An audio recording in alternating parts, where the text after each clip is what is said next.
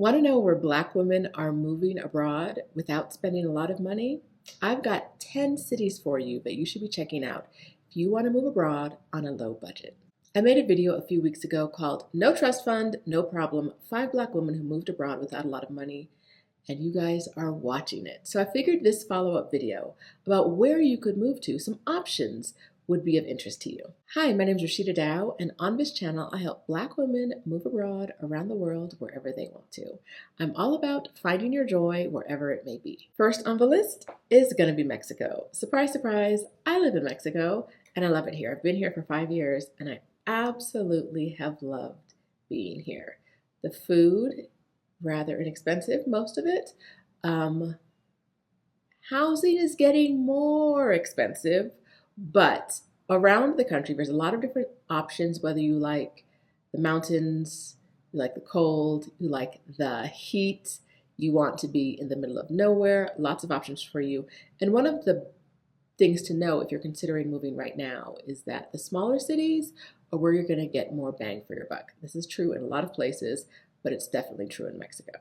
I'm going to stay in the same region. I'm now going to talk about Central America and South America. Next on the list is one of my favorites, Colombia. Colombia is such another varied country. They've got the mountains. I personally love Bogota. Cartagena is a great choice for people who love the ocean, who love the heat, want some humidity in their life. Cartagena is a great choice for you. Yes, the tourist areas in Cartagena are not incredibly inexpensive, but if you move outside of those, you can find some really great bargains. Next on the list is Guatemala. Guatemala is a great place to go check out. I've been to Guatemala City. I've been to some of the smaller towns. Yes, it has some really great tourist regions, but it also has some really solid towns that you can plant your feet in and feel at home. Number 4 on my list is Ecuador. I'm hearing a growing number of Black women, particularly older Black women, I'm going to say like 55, 60 and up, moving to Ecuador and really creating community there and creating a life that they seem to absolutely love. I have been to Ecuador. Yes, I've been to Ecuador a long time ago, so I don't know what it's like now, but I know the women down there love it. If you are thinking of moving to Ecuador, a number of the women in the group 50 plus Black, 60 plus Black women abroad live in Ecuador. Let me go double check on that name. Hold up. All right, I'm back. And the name of the group is 60 plus Black women expats. A number of them live in Ecuador, so check them out and see how they're living. Switching gears, number 5 on my list is in Asia. It's Thailand. I have been to Thailand. I absolutely adored Chiang Mai. I loved Bangkok. Preferred Chiang Mai out of the two. But every Black woman I know who goes over there, who especially goes to Chiang Mai, loves it. The community there is really, really close. There's a tight-knit community. They do Sunday dinners every week. It was such a joy to be there, and I think you might enjoy experiencing it too. Next on my list, surprise, surprise, if you know me, it's Vietnam. Now, I don't love Vietnam, but when I say I don't love Vietnam, I mean I don't love the big cities in Vietnam. The small towns, beautiful, gorgeous, really enjoyed myself. Like Da Nang, Hoi An, lovely. Hanoi, Ho Chi Minh, not for me.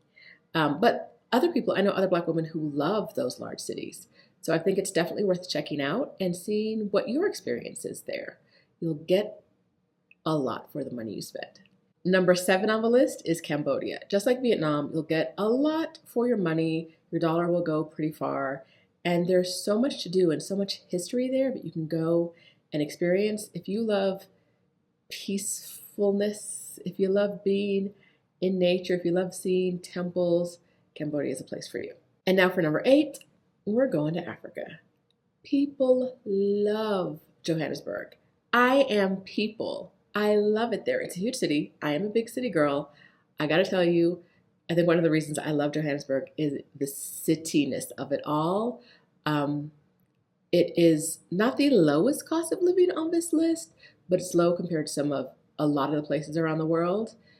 It is a city that has everything. You just got to be open to experiencing everything. It can be a little chaotic, just like Mexico City. It can be a little chaotic for some people, but I adore it. Number 9 on the list, Kigali, Rwanda. Ugh, the women who go there love it there. I'm telling you, it's really hard to get them away.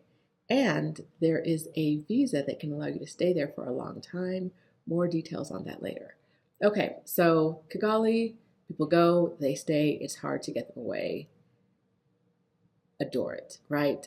Great weather, beautiful people, very friendly, fresh food. I hear nothing but great things about living there.